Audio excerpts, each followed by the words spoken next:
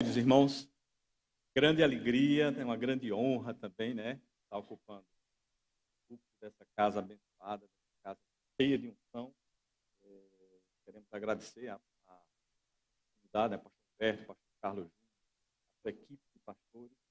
De fato, para nós é um motivo de grande alegria e também de grande responsabilidade compartilhar a palavra com os irmãos. Amém? Nessa noite, inspirado a compartilhar com os queridos irmãos um tema que nós temos desenvolvido bastante aqui na igreja, mas eu creio que Deus tem algo novo a nos acrescentar nessa noite. Amém? Eu quero que o seu coração esteja bem aberto para o que a palavra de Deus vai nos instruir nessa noite. Vamos orar. Obrigado, Senhor, por essa noite abençoada, pela unção, meu Deus, por esses louvores, pela tua graça, pela tua unção que já está sobre as nossas vidas e sobre a vida dos teus filhos, meu Deus. Que sejamos uma terra fértil, uma terra preparada, meu Deus, para receber a boa semente da palavra de Deus. Nós declaramos tudo isso em nome de Jesus. Amém. Então, nós queríamos compartilhar com os irmãos o tema atraídos por Cristo. Diga assim, atraídos por Cristo, né? Nós já temos assim, bastante consciência, né? E estamos unidos a Cristo, né? Aquele que está em Cristo é uma nova criatura. E vamos perceber, vamos aprender pela palavra, né? Como de fato isso aconteceu. Como é que a Bíblia nos instrui, como é que a Bíblia nos ensina a forma que Jesus, com grande amor, nos atraiu. Amém? Você deseja saber um pouco mais sobre isso? Glória a Deus, abre bem teu coração para isso. Eu queria, iniciando, eu vou contar uma rápida história de algo que aconteceu com o povo de Deus lá no Velho Testamento, na Velha Aliança. O povo de Deus vinha saindo do Egito, né, a caminho da Terra Prometida, e aconteceu um determinado evento com ele, que não só vai nos trazer alguns ensinamentos, mas vai começar a apontar como se deu essa atração, como Deus, através do seu Filho Jesus, atraiu cada um de nós. Diga assim, eu fui atraído por Cristo. Eu queria ler com vocês o que está lá em Números, capítulo 21, versículos de 4 a 9, né? E esse texto você vai colocar o seu marca-texto, ou aquela fitinha que tem na Bíblia, sobre esse texto que a gente vai estar, durante essa ministração, vamos estar visitando ele. Números, capítulo 21, versículos de 4 a 9. Eu vou iniciar no versículo 4, que diz assim: Então partiram do Monte Or, pelo caminho do Mar Vermelho, a rodear a terra de Edom. Porém, o povo se tornou impaciente no caminho. E o povo falou contra Deus e contra Moisés: Por que nos fizeste subir do Egito para que morramos nesse deserto onde não há pão nem água? E a nossa alma tem fastio desse pão vil. Então o Senhor mandou entre o povo serpentes abrasadoras que mordiam o povo, e morreram muitos do povo de Israel. Veio o povo a Moisés e disse: Havemos pecado, porque temos falado contra o Senhor e contra ti. Ora ao Senhor que tire de nós essas serpentes. Então Moisés orou pelo povo. Disse o Senhor a Moisés, versículo 8: Faze uma serpente abrasadora, põe-na sobre uma haste, e será que todo mordido que a mirar viverá. Versículo 9: Fez Moisés uma serpente de bronze e a pôs sobre uma haste. Sendo alguém mordido por alguma serpente, se olhava para a de bronze, sarava. Veja que coisa interessante, né? A história nos mostra lá no Velho Testamento que o povo de Deus passou por uma grande peregrinação, né? Eles passaram mais ou menos 400 anos escravizados naquela terra do Egito. E ali sofreram opressão, sofreram escravidão, sofreram, né, tortura, né? Mas em um determinado momento, Deus, lembrando-se da aliança, né, que tinha com aquele povo, retirou eles com mão forte, amém? E esse povo, né, num dos eventos, né, depois que eles foram retirados lá da terra do Egito, eles estavam a caminho lá lá da terra prometida, né? Uma coisa me chama a atenção. Quando diz que o povo estava a caminho, é porque havia um destino preparado para eles. E eu queria já começar a fazer determinadas aplicações em nossa vida. Cada um de nós que estamos aqui nessa noite, também, querido irmão ou querido amigo que nos vê pela internet, saiba que a cada um de nós está reservado um destino. Amém? E Deus sabe onde a gente vai chegar. Evidentemente, nós estamos no caminho.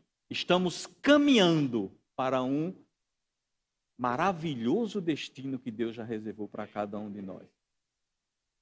E se a gente for pesquisar um pouco, né, o que aconteceu com aquele povo nesse caminho, a gente vai ver, irmãos, que Deus operou de forma maravilhosa. Diga, maravilhosa. Não só para eles saírem da terra do Egito, não é verdade? Aquelas pragas que aconteceram, as 10 pragas, os livramentos, né?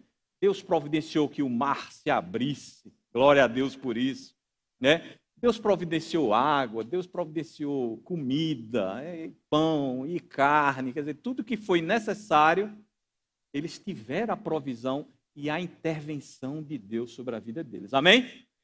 Isso me chama a atenção também. Sabia que mesmo você no caminho, a caminho do destino, Deus está intervindo em áreas da sua vida? Deus está trabalhando em alguns aspectos da sua vida. E a gente precisa estar percebendo o que Deus está fazendo. E não está atentando para o que a gente acha que Deus não está fazendo. Amém? E o Espírito Santo, que habita dentro de cada um de nós, a cada dia, a cada minuto, ele vai estar fazendo uma pergunta. Você percebe o que eu estou fazendo na sua vida? Você está atentando para as portas, ou para os caminhos, ou para as oportunidades, ou para as conexões que eu estou colocando no teu caminho para que você chegue no teu destino? A cada instante o Espírito Santo vai estar fazendo, lembrando, mostrando isso nas nossas vidas, não é verdade? Só que nessa história que a gente leu, contrariamente a essa atitude, o povo era um povo queixoso, um povo cheio de ingratidão, cheio de murmuração e cheio de incredulidade, né? E são coisas que, de fato, isso não leva ninguém para lugar nenhum. Amém, irmãos?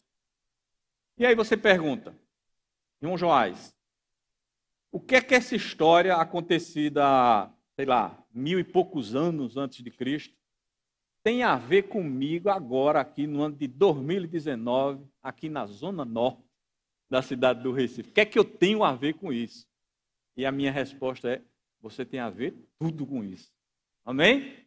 E quem disse isso, quem está dizendo isso, não sou eu, mas o apóstolo Paulo, lá em 1 Coríntios, capítulo 10, versículo 9, ele vai fazer uma citação remetendo exatamente a essa passagem que aconteceu. E ele diz assim no versículo 9, não ponhamos o Senhor à prova, como alguns deles já fizeram e pereceram pelas mordeduras das serpentes. Veja que ele está falando daquele evento que aconteceu lá atrás e está nos orientando, né, escrevendo aos Coríntios, mas à igreja de Cristo, que a gente não deve colocar o Senhor à prova. Vamos para o versículo 11 desse mesmo capítulo 10. Diz assim, ó, estas coisas lhe sobrevieram como exemplos e foram escritas para advertência nossa, de nós outros, sobre quem os fins do século têm chegado.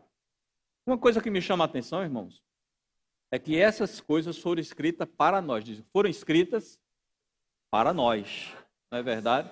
E Paulo falando aos Coríntios, o apóstolo Paulo falando aos Coríntios, ele diz que os fins dos séculos têm chegado a nós.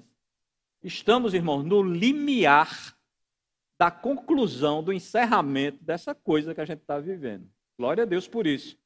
Algo grande muito grande vai acontecer e possivelmente, né, se eu atentar às palavras do meu querido pastor Edgley, que está hoje viajando, ele diz, quem sabe não somos nós a geração do arrebatamento. Amém? Então essas coisas servem realmente de advertência para nós sobre quem o fim do século tem chegado. E aí eu queria voltar com vocês, né? Vocês devem ter colocado a marcação aí na Bíblia, lá para Números 21:4, aquele texto que a gente vai desenvolver nosso estudo dessa noite. No Números 21:4 diz assim, o povo se tornou impaciente no caminho. Finalzinho aí do texto. Ó. Porém, o povo se tornou impaciente no caminho. Se Paulo diz que essas coisas devem servir de advertência, eu consegui identificar 2 erros que esse pessoal cometeu. A primeira coisa é que eles se tornaram impacientes.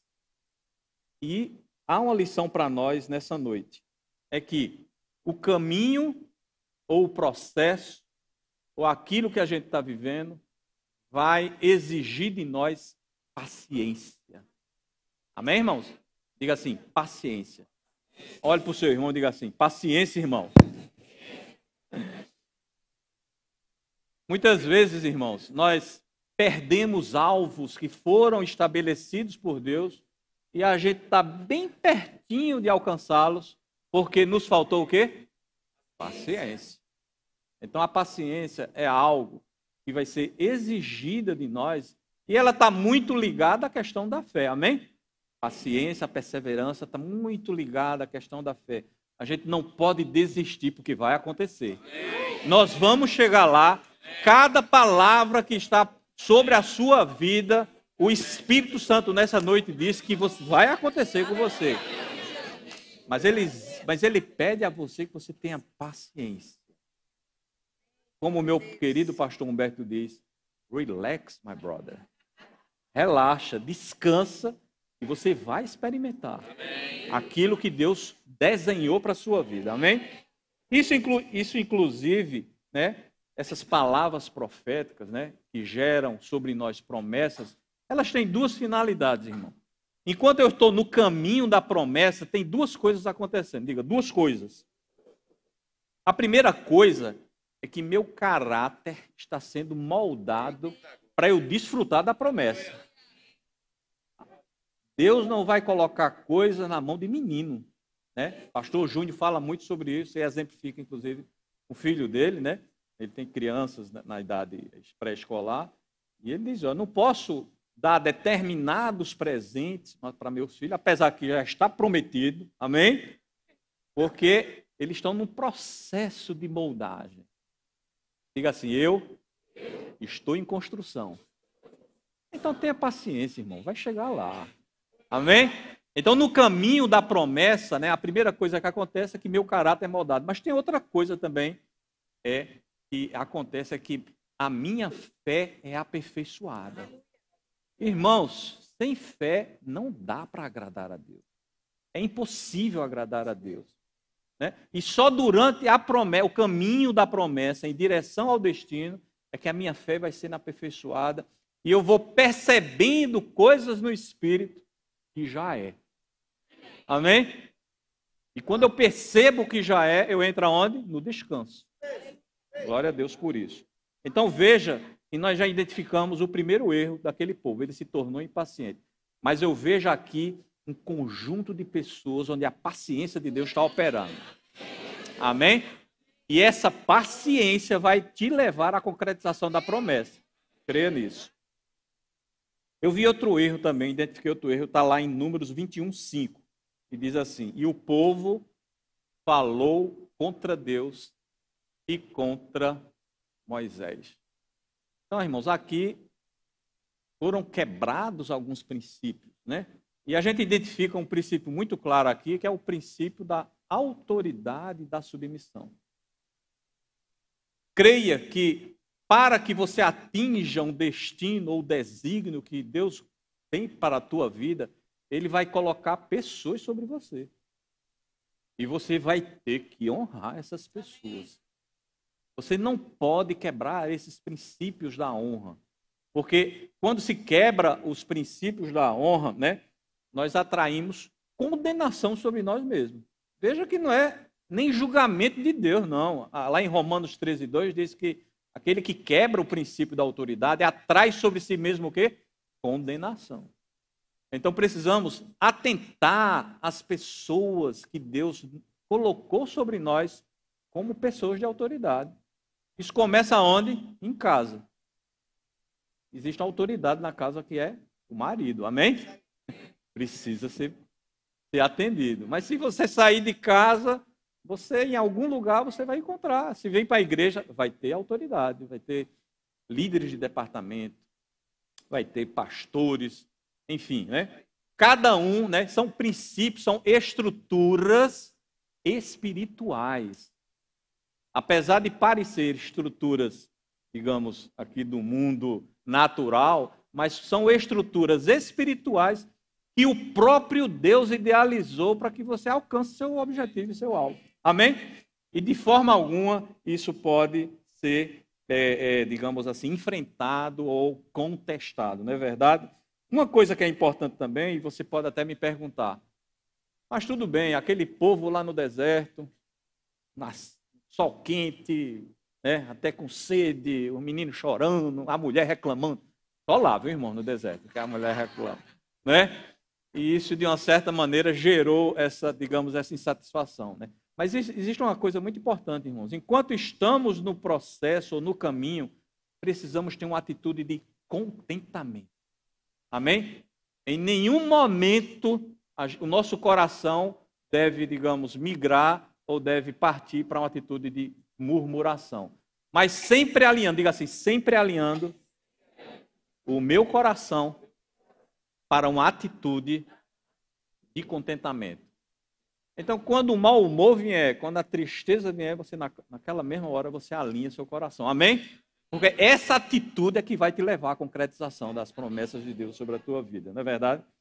Vamos para o versículo 6, né? 21:6, que diz assim, ó: Então o Senhor mandou entre o povo serpentes abrasadoras que mordiam o povo e morreram muitos do povo de Israel. Uma coisa que chama a atenção aqui, uma leitura rápida, parece que Deus armou uma cilada para aquele povo, né? O povo estava andando ali, desobedeceu, irritou ao Senhor, e o Senhor mandou um bocado de cobra para morder ele, né? Mas se a gente ler, por exemplo, vamos dar uma passeada, deixa marcadinho aí, vamos passear lá em Deuteronômio, capítulo 8, versículo de número 15. Deuteronômio, capítulo 8, versículo 15, que diz: Que te conduziu por aquele grande e terrível deserto de serpentes abrasadoras, de escorpiões e de secura, em quem não havia água, e te fez sair água da pederneira. Veja que coisa interessante, irmãos. O texto aí está dizendo que Deus, na realidade, o texto tem duas revelações nesse texto. Um é que deserto é lugar de quê?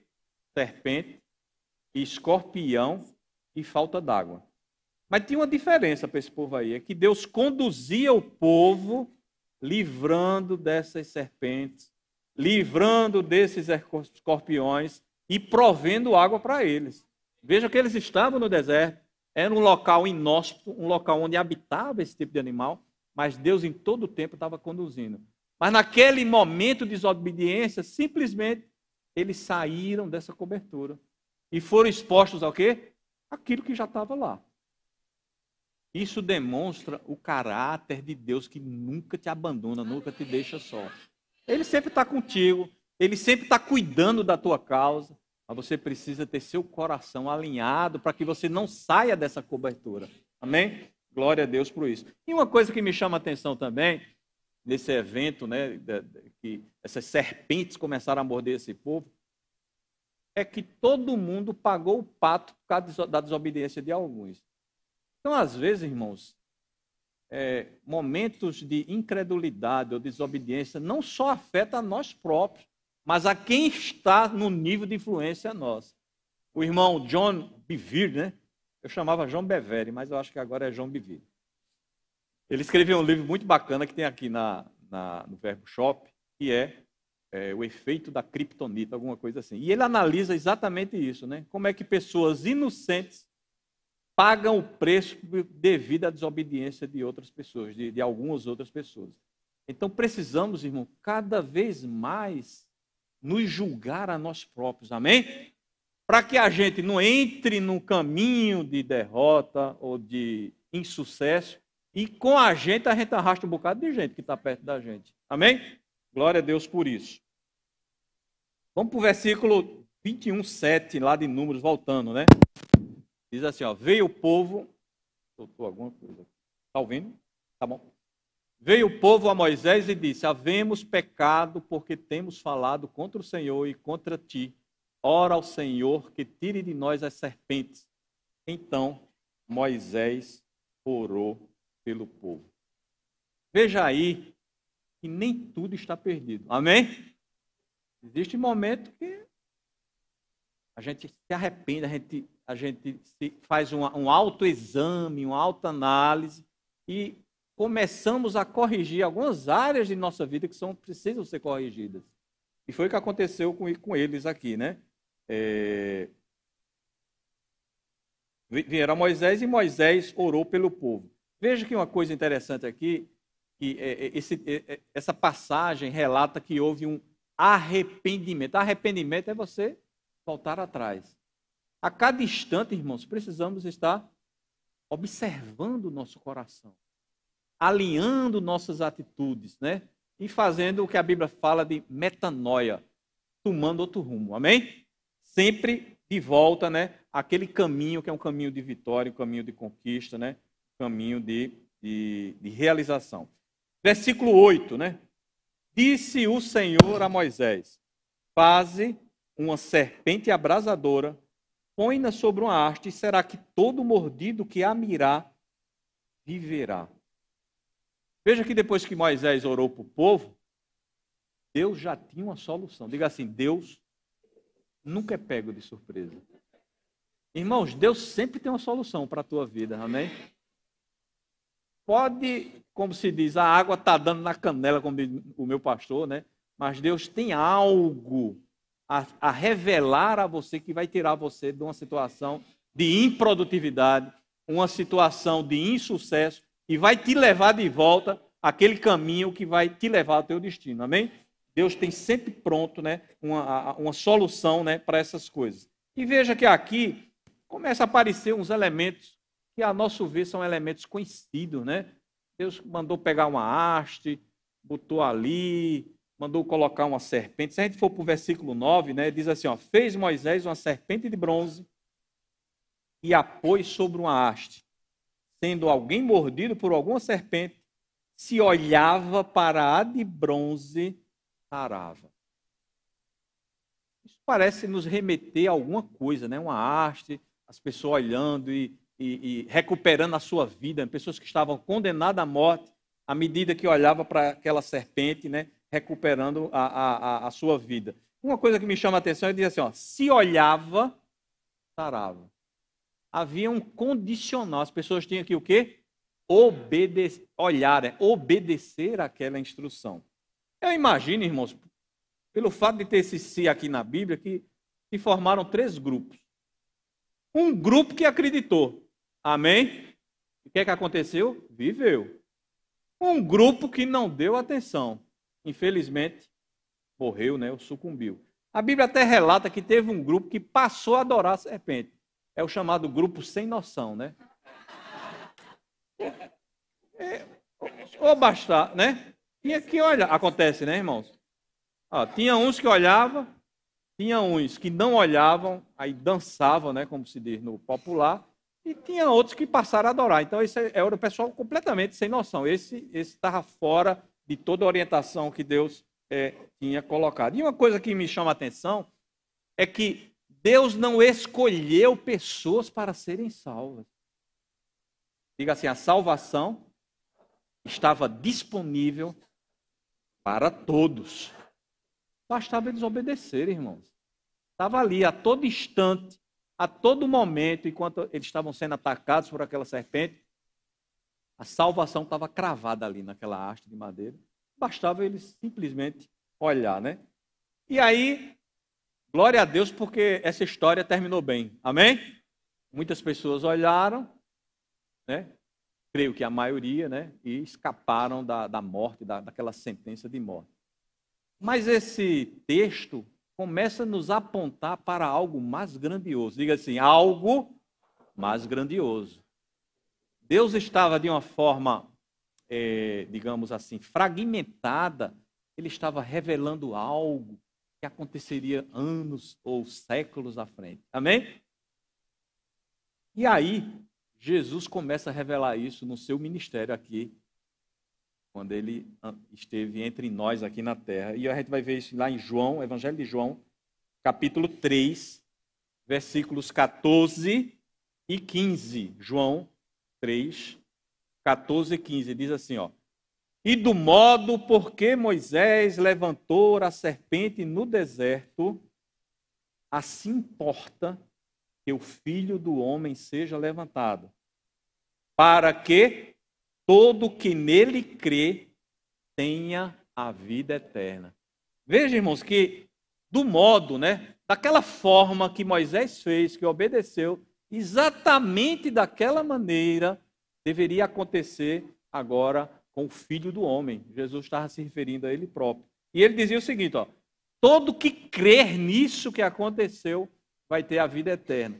Só que uma coisa me chama a atenção. A vida que aqueles israelitas tiveram naquele episódio foi uma vida biológica. Eles apenas escaparam de morrer. E a vida que Jesus está citando aqui é a vida Zoe, diga, vida Zoe, que é a própria vida de Deus. Aqueles que crescem, que daquela forma que Jesus foi levantado, e se eles crescem nisso, eles teriam a vida eterna, não é verdade? Ou seja, era um ato de justiça que aconteceria, e através desse ato de justiça, quem cresce nisso que aquilo que Deus fez através de Jesus, teria a vida eterna. Vamos para João 12, 31 a 32, e a gente vai começar a montar isso um pouco na nossa mente e entender essas coisas de uma forma melhor. João 12, versículos 31 a 32, que diz assim: chegou o momento de ser julgado este mundo, e agora seu príncipe será expulso. E eu, isso é Jesus falando, quando for levantado da terra, atrairei todos a mim mesmo. Então, se você não sabia, existia um momento na história universal, um momento bem definido, que a Bíblia fala da plenitude dos tempos, onde o Filho do Homem, Jesus, foi pregado no madeiro, e aqueles homens levantaram o madeiro da terra.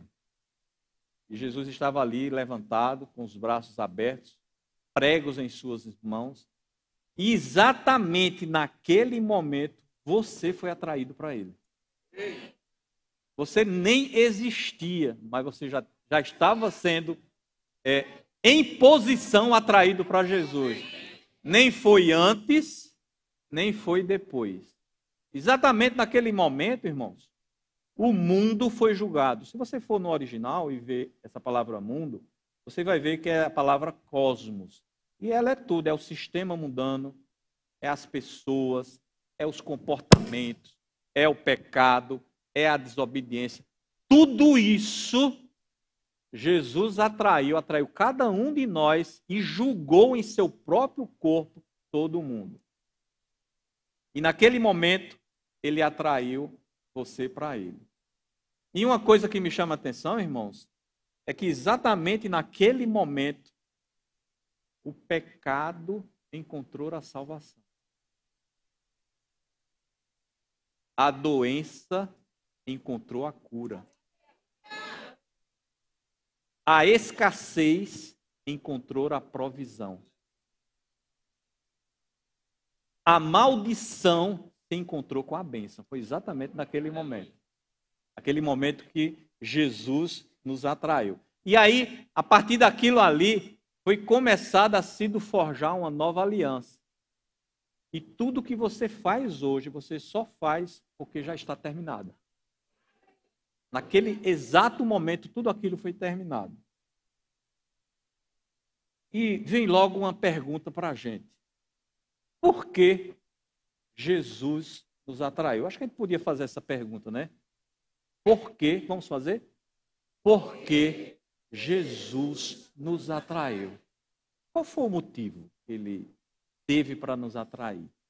Ele que era sem pecado, ele que era sem culpa, ele que era sem condenação, pagando um preço que não era devido a ele. Por que ele nos atraiu? Interessante que o profeta Jeremias fez essa mesma pergunta. Perguntou a Deus: por que você nos atraiu? Vamos perguntar? Por que você nos atraiu? E Deus respondeu essa pergunta a Jeremias, e hoje nós vamos recebê-la por revelação lá em Jeremias 31, versículo 3. De longe se me deixou ver o Senhor, dizendo: com amor eterno eu te amei, por isso com benignidade te atraí. Então, irmãos, o que é que acontece? A história de amor de Deus com cada um de nós remonta à eternidade. Nem existia mundo e você já era amado do Pai. Nem existia terra e você já era amado do Pai. Eu posso considerar, irmãos, a redenção o evento mais revolucionário que aconteceu na face da terra e do universo e de toda a criação. Porque Deus, de uma forma misteriosa, começou a me amar, a gerar um amor por mim, quando eu ainda nem existia. E foi por causa desse amor que eu fui atraído a Ele. Diga assim: o amor me atraiu. Vamos para Gálatas, capítulo 3, versículos 13 a 14.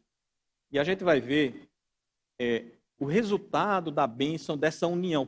Pelo fato de eu estar unido com Cristo, o que é que isso gerou em minha vida? Gálatas 3, 13 a 14. Diz assim: Cristo nos resgatou da maldição da lei, fazendo-se Ele próprio maldição em nosso lugar, porque está escrito: maldito todo aquele que for pendurado no madeiro. Versículo 14. Para que a bênção de Abraão chegasse aos gentios em Jesus Cristo, a fim de que recebêssemos pela fé o Espírito prometido. Diga assim: hoje eu sou abençoado. Veja que o resultado dessa atração é que hoje eu sou abençoado. Hoje não pesa mais sobre minha vida maldição. E tudo aquilo que está sobre a minha vida de promessa de Deus vai acontecer na minha vida. Porque eu já sou abençoado. Glória a Deus por isso. E uma coisa que é importante, irmãos, é a gente também identificar a nossa posição em Cristo, não somente na crucificação, mas também no sepultamento e na ressurreição. Depois que Jesus nos atraiu, irmão, Ele não largou mais a gente não, amém? Glória a Deus, a gente ficou para sempre agora nos braços de Jesus, né? Vamos ver Gálatas 2, de 19 a 20. Gálatas, capítulo 2, 19 a 20. Diz assim, ó: porque eu, mediante a própria lei, morri para a lei, a fim de viver para Deus. Estou crucificado com Cristo. Vamos falar essa parte? Estou crucificado com Cristo. Veja agora. Logo, já não sou eu, versículo 20, quem vive, mas Cristo vive em mim. E esse viver que agora tenho na carne, vivo pela fé no Filho de Deus que me amou e a si mesmo se entregou por mim. Veja, irmãos, que quando Cristo nos atraiu, a minha vida agora é a vida do próprio Jesus.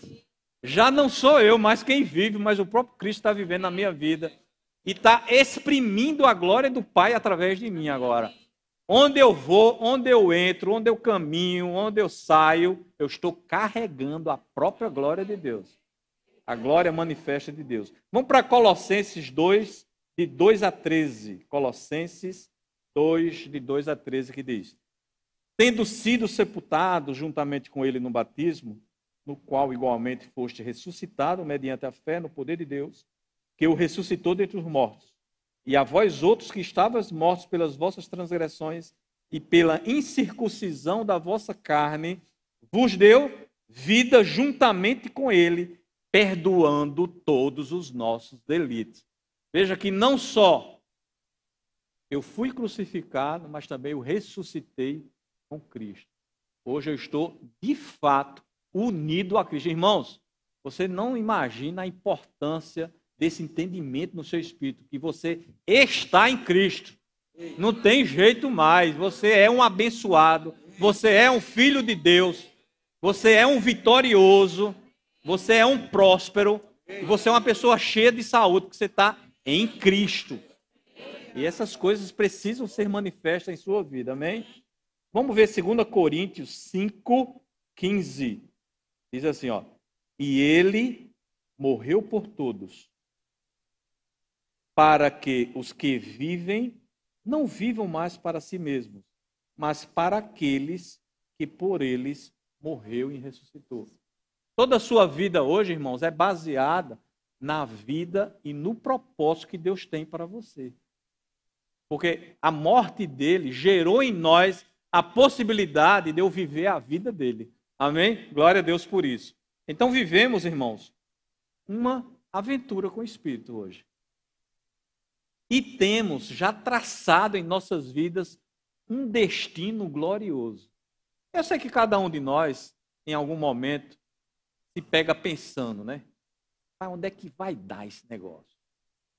Não é verdade? Às vezes um momento, digamos, de incerteza ou de insegurança, né, que passa sobre cada um de nós, né? Onde é que esse negócio vai chegar? Pois saiba, irmão, que vai chegar num lugar muito bom. Pois saiba que vai chegar num lugar muito alto. Pois saiba que vai chegar num destino que foi traçado pelo próprio Deus. E eu tenho percebido também, irmãos, e tenho até comentado, que precisamos, irmãos, para estar no destino que Deus traçou sobre nossas vidas, estar atento aos movimentos do Espírito. A cada instante, irmãos, precisamos estar analisando para onde o Espírito está se movendo e pular nesse caminho aí. Não é assim? Só que para isso a gente precisa estar em espírito, amém? Calando as vozes que não são as vozes do Espírito Santo de Deus. E cada vez mais estar atento às instruções do Espírito. E ele vai te guiar para águas tranquilas, e ele vai te guiar para pastos verdejantes, e ele vai te guiar para uma vida de sucesso. É isso que Deus deseja de cada um de nós. Nós precisamos atentar para esses movimentos, atentar para aquilo que Deus já está fazendo, e sempre ouvindo o Espírito Santo que vai estar nos perguntando: percebes o que eu estou fazendo? Sempre ele vai estar te perguntando: percebes o que eu estou fazendo? Percebes a porta que eu estou abrindo? Percebes o caminho que eu estou traçando para a tua vida? Percebes as conexões que eu estou trazendo para você, para que você atinja o seu destino? Cada instante ele vai estar gentilmente consultando o nosso coração, e a gente precisa estar atento a essas realidades. E se a gente atentar a isso, ele estará escrevendo uma extraordinária história de fé. Irmãos, muitas pessoas ainda ouvirão falar do que Deus fez na tua vida. Muitas pessoas. Você vai ser motivo de inspiração para muitas pessoas. Muitas pessoas, irmãos, vão atestar as intervenções sobrenaturais que Deus fez na tua vida. Não é verdade? Para mostrar que eu estou caminhando para o final, eu queria já ir chamando o louvor bem devagarinho, né? Aí a gente já vai, o louvor vai se posicionando e a gente vai caminhando aqui. Uma coisa importante, irmãos, fomos designados para algo específico. Cada um de nós foi chamado, preparado, designado para algo específico que só você faz.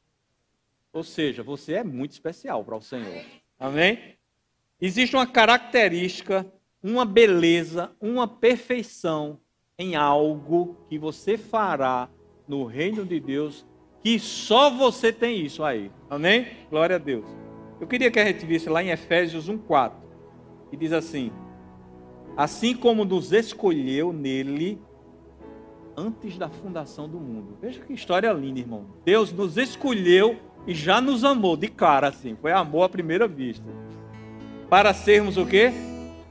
Santos e irrepreensíveis. O que é que Deus espera de nós, irmãos? Uma vida de santidade e uma vida irrepreensível. Não tem o que falar de você. Isso é a expectativa de Deus. A grande expectativa do céu e de Deus é que você seja santo e irrepreensível. Eu declaro sobre a vida de cada um de vocês vidas santas, vidas irrepreensíveis, vidas separadas para um propósito, vidas cheias de graça, cheias de amor, cheias de perfeição, vidas nobres, vidas que vão alcançar destinos, vidas que vão alcançar vitórias, vidas que vão inspirar outras pessoas, histórias extraordinárias de fé sobre cada um dos meus irmãos. Veja o que está lá também em João 15:16.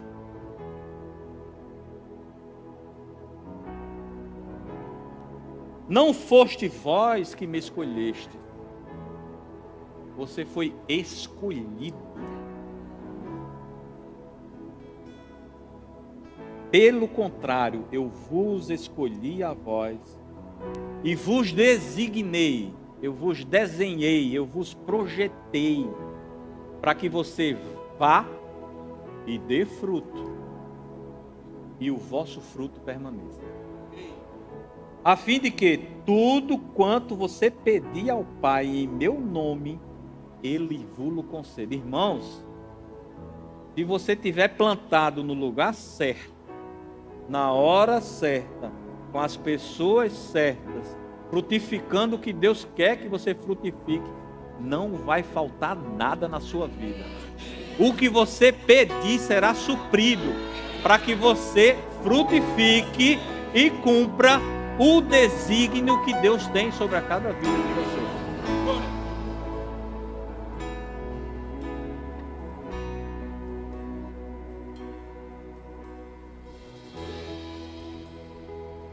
Aquelas pessoas lá no deserto, elas só precisaram olhar. Diga assim, só precisaram olhar.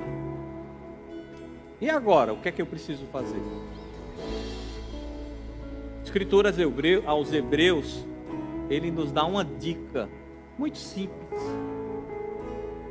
e muito prática. Hebreus 12, no iniciozinho do versículo 2. Hebreus 12:2, que diz: olhando firmemente para o autor e consumador da fé. Aquelas pessoas, ao olhar, elas tiveram a sua vida preservada, né? Aquelas serpentes, aquele veneno não pôde agir ou não pôde causar males, né? Porque havia um antídoto. O olhar para aquela haste era um antídoto de vida para elas. Da mesma forma hoje, quando a gente olha para Jesus, quando a gente olha para a cruz firmemente, quando a gente olha para o autor da nossa fé, para o consumador da nossa fé, a gente aniquila tudo que está obstaculando o nosso destino. Ao olhar para Jesus, os caminhos começam a ser abertos, as portas começam a ser escancaradas, a saúde divina começa a chegar na minha casa, a provisão, o sucesso, o desígnio de Deus. Só basta eu olhar para a palavra, levar os meus olhos espirituais a contemplar aquela cena da redenção. Existe uma canção que diz: ao olhar para a cruz, eu o quê? Eu sou livre. Ao olhar para Jesus, eu tenho vida. Irmãos, existe uma vida fantástica esperando para cada um de nós. E a gente precisa tão somente olhar para Jesus, contemplar aquela cruz, contemplar a redenção, trazer essas realidades ao nosso coração.